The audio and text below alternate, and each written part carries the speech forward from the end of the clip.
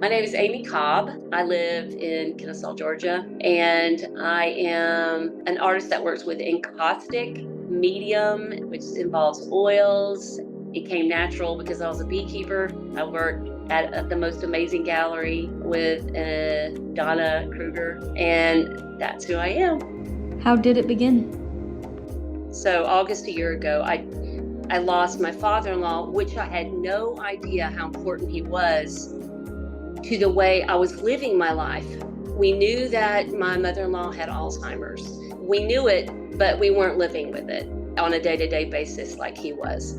So when he left, we moved into a place that I wasn't prepared to walk in. Not only experiencing his loss, and I'll never forget when you did come over to the house and you go, I look forward to seeing what you're gonna create. At that moment in my life, with that loss of the presence of my husband, because he's taking care of his mom, the loss of my father-in-law, whom I loved desperately, and it was an immediate loss that it was totally unexpected. I thought, I feel nothing at all. How do you paint nothing? How do you paint empty? And that's when I painted the chair. The chair, over the course of the year, I have to say, has been more than just being empty.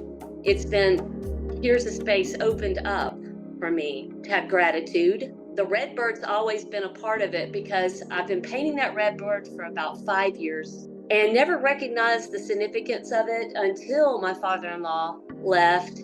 And his last gift to me from the hospital was a card with a little red bird on it saying, "It looks so much like you, I couldn't give it to anyone else." It always reminds me of beauty. It does speak hope to so many people. They reach out to me in my art.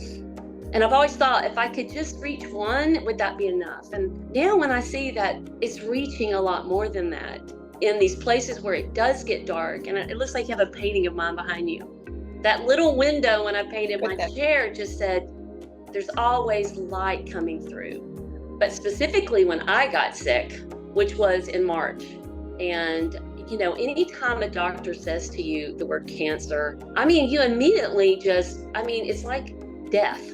It's like we know we're in this body that's temporal. We do know it. Somehow it hasn't migrated down into my heart yet that I am temporal. But when you grieve, sometimes you just sit, and that's what I've been doing. And then when I found out, wow, you might have cancer, I learned how to pray. I thought I prayed, but I learned a new way to pray.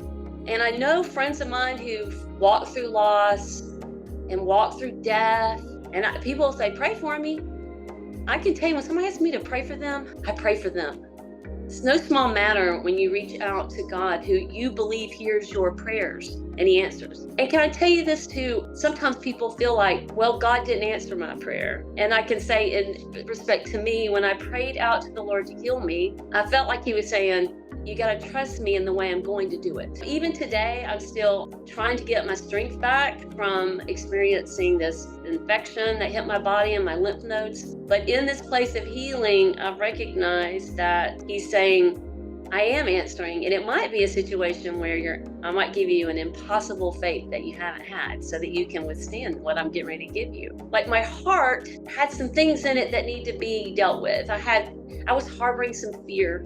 Fear will keep you from living. The chair now in my work symbolizes a lot more of finding joy because I still struggle for it, if that makes any sense. And every day we pray for God to give us daily bread. So I never look back on what he's shared with me in the past, because along this journey, there's been every little step of the way a new piece of the truth. And so today's piece was when Sarah said in her old age, I'm literally all worn out. Can God give me life now? And I thought that can be true for me today. When you can get older and you kind of get tired and worn out, can he resurrect life in me? And he's an impossible God. So yes, of course he is, can and will. I don't know what it'll look like. And I think that's what the empty chair is about too. Leaving space for God to put things in that space for what I need today. I didn't recognize the loss that I was even experiencing with my mother-in-law, because now I'm gradually losing her. And it's giving up expectations of who she used to be and finding joy in her today. Can I celebrate her today, knowing that she's still here with me, and I can either sit and mourn over the loss, or I can say, no, but today you're here, and I am going to start doing art with her, because that's a language, and this is what I think art does. I never could be bilingual with Spanish. I took 2 years. No, okay? But I felt like art was going to be my second language, and so I wanted to teach. As an art teacher, I felt like I'm giving you a way to express yourself when words fail you. And I believe that ministry could be possible for those who are experiencing a loss with dementia, which is a whole big thing. But what if you can have these individuals learn how to express themselves through art? This is kind of the new message I'm hearing. And so I know through palliative care and hospice care, they deal with a lot of people who are dealing with the loss while their loved ones are still here in dementia. So hope can be a pencil or a paintbrush. And I also found with art, it makes people sit and think. That's where my journey began, was just considering birds to not worry. If my Father in heaven cares for them like he does, then I know he cares for me. And I'm also have goats, you know this. And I thought during my sickness, he's my shepherd. I shepherd my animals into good places. And when I get them there, I'm not leaving them. He shepherded me into this place. And he never left me in this shadowland of death, but he was with me. And he said, I don't have to fear evil. And sometimes people hear evil. You can be near death and not fear depression, like it'll swallow you. I'm not saying you disregard grief, but you don't have to fear it overwhelming you while you're near it. I think we avoid death, we avoid everything that deals with sorrow and suffering when you can actually find yourself being led there by a good God and find good things there.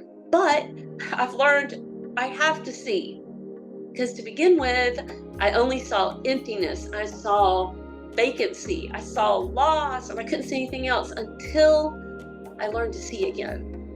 And it's been gradual, but I believe that's what it takes, because every day I'm given a choice. What will I see in my chair?